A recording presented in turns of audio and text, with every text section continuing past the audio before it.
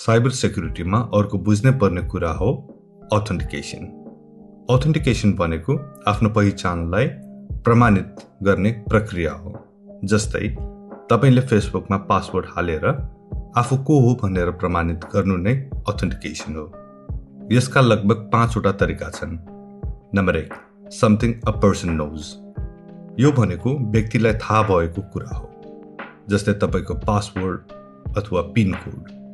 यसलाई knowledge based authentication पनि भनिन्छ।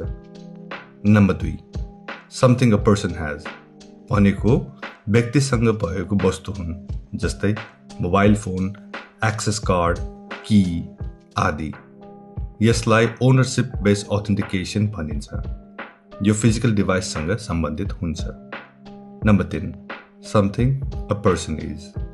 यसमा शारीरिक विशेषता पर्छन्, जस्तै फिंगरप्रिन्ट वा फेस आइडी जस्ता बायोमेट्रिक्स।